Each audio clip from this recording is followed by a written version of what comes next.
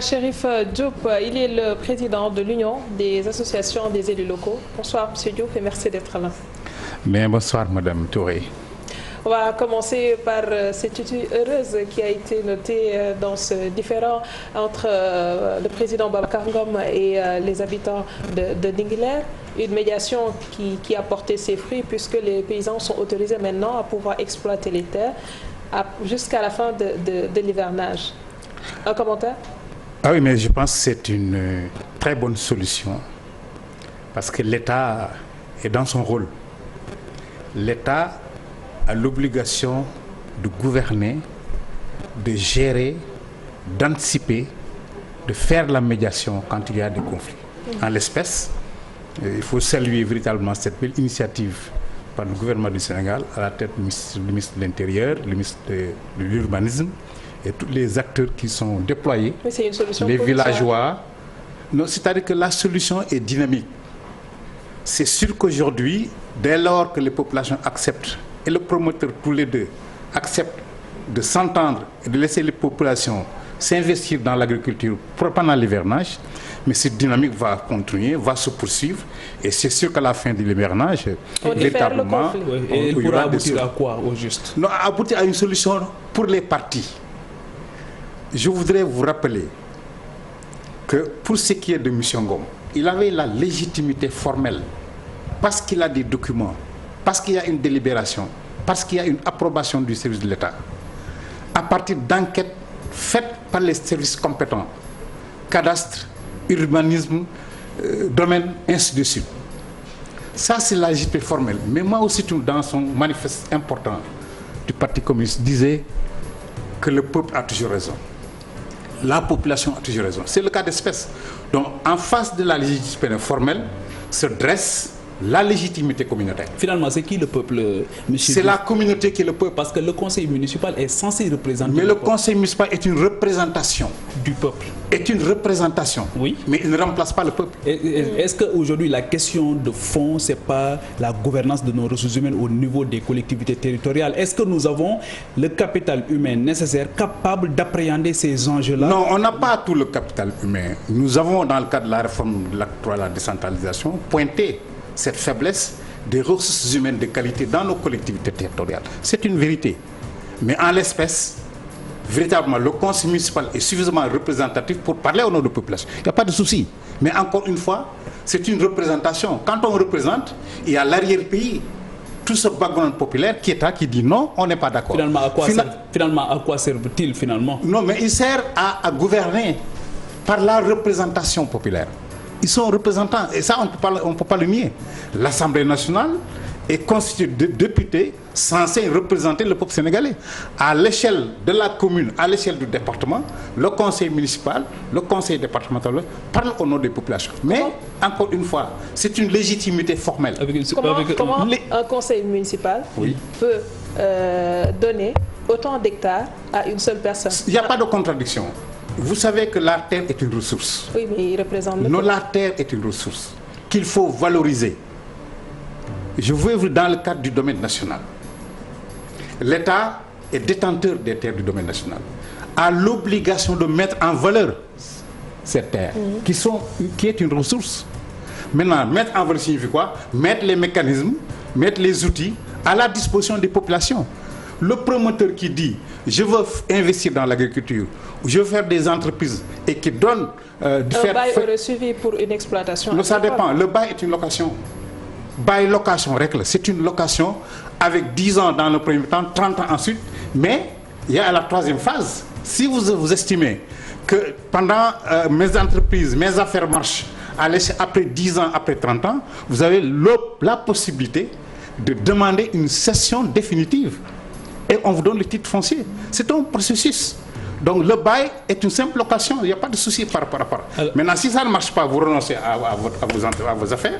Si ça produit les fruits escomptés, mais vous demandez une cession définitive. Et le monsieur Ngom serait dans ses droits. Est-ce qu'aujourd'hui, l'implication du chef de l'État, du ministre de l'Intérieur, du ministre de l'Urbanisme dans la résolution de ce conflit ne renseigne pas sur l'incapacité de nos collectivités locales à s'administrer elles-mêmes? Non, je pense que c'est trop schématique. n'oublions pas que la collectivité est un démembrement de l'État. Il n'y a pas de contradiction à ce que, devant ces difficultés, que l'État intervienne. Il n'y a pas de contradiction, il n'y a pas de souci. Encore une fois, il arrive que l'agent judiciaire de l'État intervienne pour la collectivité dans le cas d'espèces, dans le cas de force majeure. C'est la même chose. Maintenant, ce qui est important, c'est que les deux acteurs, l'État centralisé, la collectivité, autorité décentralisée, puissent parler le même langage en cas de conflit. Et c'est le cas d'espèces. Le ministère de l'Intérieur, le ministre de l'Intérieur, le ministre de l'Urbanisme et tous les autres acteurs du gouvernement ont l'obligation de gérer cette situation parce qu'ils sont là aussi pour éviter les conflits de tous ordres. L'administration, c'est ça son rôle. Et les mécanismes au niveau local? Le mécanisme, c'est les tables de concertation. Le code est très clair. Regardez l'article 7. Il y a la participation citoyenne qui est organisée pour faire intervenir ces acteurs sociaux non, ça, c'est le principe, c'est la réalité. Mais c'est la réalité. Mais quid de la réalité? Parce que là, vous évoquez le principe. Vous avez tout de suite parlé de l'acte 3 de la décentralisation qui voulait qu'on ait des territoires viables, compétitifs, porteurs de développement. C'est un principe. C'est un principe. Une vision. À l'arrivée, c'est quoi le résultat? Non, attends. C'est pas à l'arrivée. Tout se tient en réalité. Non, tout est un paquet. C'est un paquet global. Mais je pense qu'il ne faut pas mélanger les choses. Une chose est d'avoir des territoires compétitifs. C'est dans le cadre d'une vision, dans une organisation territoriale. Il y a pas dans le cadre d'un bon aménagement, avec tout l'accompagnement logistique nécessaire. Les moyens, les ressources humaines, les ressources financières. C'est différent maintenant quand vous parlez de la communauté qui a son mot à dire dans le fonctionnement de la collectivité. C'est indiqué dans la loi que quand vous faites une délibération, même une délibération, elle est affichée pour informer la communauté. Deuxièmement, le secteur social a l'obligation de participer au débat en amont, parce que le quartier est organisé, les villages sont organisés. Le maire consulte ces communautés. Est-ce que vous pensez que cela a été le cas dans l'affaire de Ndingler? Je ne suis pas... Est-ce que les populations étaient au courant de ce qui se passait derrière leur dos? Mais attention, le dossier date de 2012.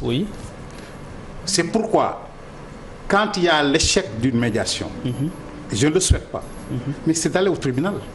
Parce qu'en réalité, ce qui se passe, c'est qu'il faut faire l'historique du dossier. Quel est l'itinéraire qu'a entrepris le dossier de 2012 à 2013 qui fait qu'en 2020 que les populations se soulèvent? Est-ce que le conseil qui a été convoqué en 2012 s'est bien tenu? Qui a participé à ce conseil? Les enquêtes doivent être menées. Comment ça a été fait l'approbation? C'est pourquoi je dis... Ça, c'est l'absence de transparence. Non. Je suis en train de vous évoquer les cas possibles. Oui, mais vous mettez le doigt sur l'opacité quand même. Non, il n'y a pas d'opacité. Il y a un manque de transparence, justement. Non, il n'y a pas de... Mais vous commanditez une enquête? Non, je vous ai dit tout à l'heure que si les communautés, les populations de Ndingler, si le gouvernement qui mène ces médiations, j'estime très sincèrement, qu'à la fin de l'hivernage, une solution dynamique sera trouvée. J'en suis sûr. On n'a pas déplacé le problème. Non, on n'a pas déplacé. Non, attends, un problème aussi. On ne l'embrasse pas comme ça. Il y a des mécanismes de négociation, de discussion qui sont planifiés, qui sont aménagés. À la fin de l'hivernage, c'est sûr qu'une solution sera trouvée. Il y a un autre problème qui a été souligné par le ministre de l'Intérieur, c'est la délimitation des communes et même du terrain litigeux. Dans la réforme de notre acte 3 de la décentralisation, il y a une problématique qui a été ciblée, qui a été pointée, c'est les limites des collectivités territoriales. Surtout les communes situées en zone, dans les capitales régionales et les capitales départementales qui étouffent parce qu'elles sont ceinturées par les communes, les anciennes communes rurales. C'est une problématique qu'on a vue, qui est réelle.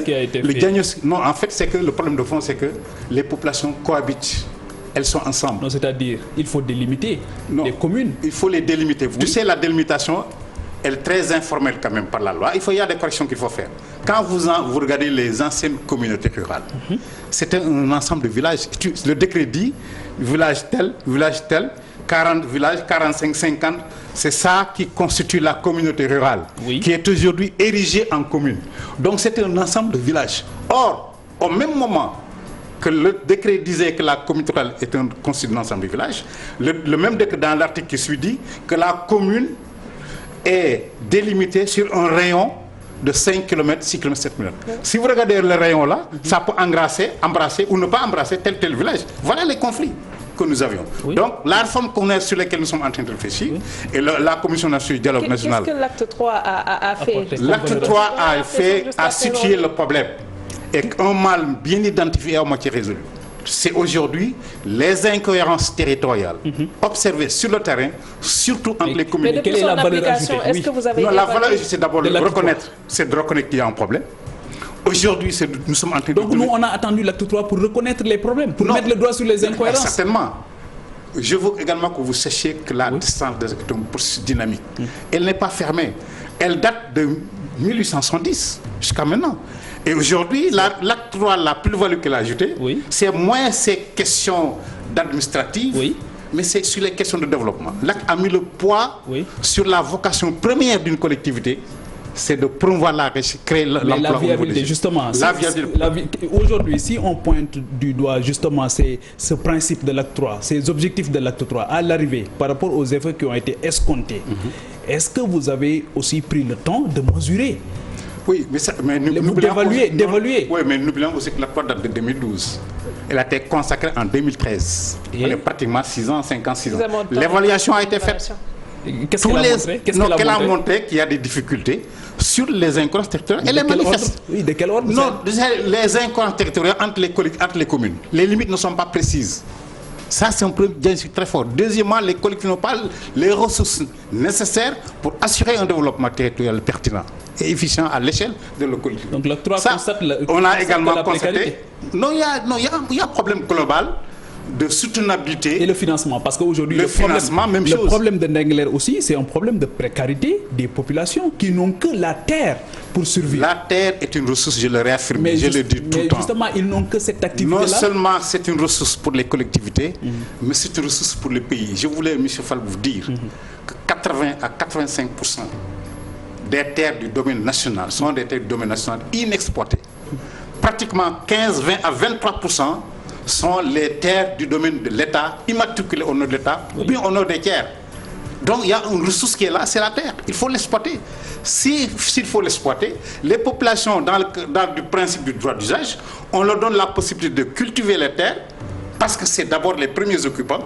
Mais si elles ne peuvent pas aussi exploiter les terres, elles ne peuvent pas le transmettre. Selon le principe de la non-transmissibilité. Il ne peut pas le donner, il ne peut pas le céder, il ne peut pas le prêter. Quelle est la responsabilité des maires dans tout ça?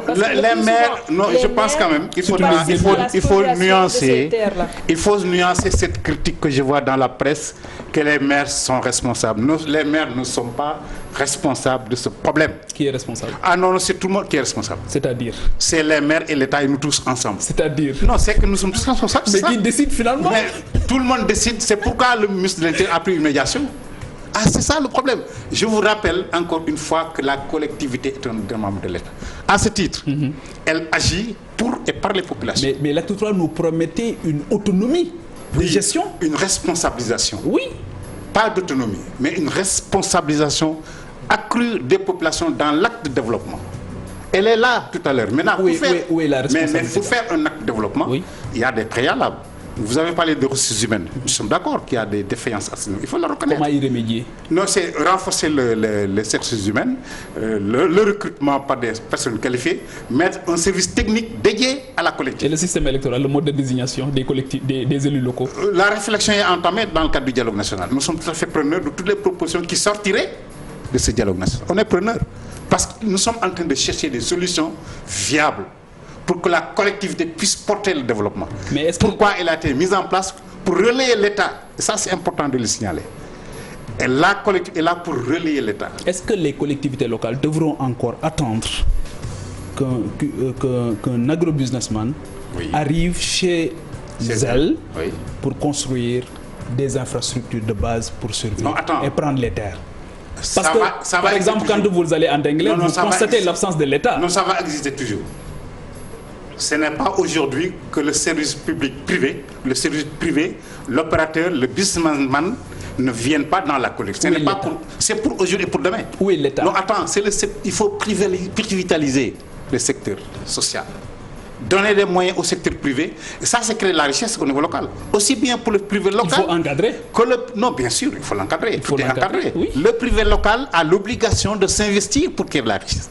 Le privé national, même chose. Même le privé international qui est encadré.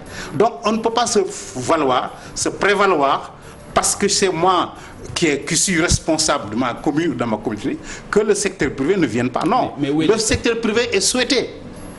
Parce que la plupart des raisons qui sont le plus souvent mises sur la table par ces privés qui arrivent, nationaux comme internationaux, dans certaines localités, ils trouvent l'absence de l'État. Il n'y a pas d'infrastructure de base. Et le plus souvent, les terres, on les prend moyennant un poste de santé, moyennant...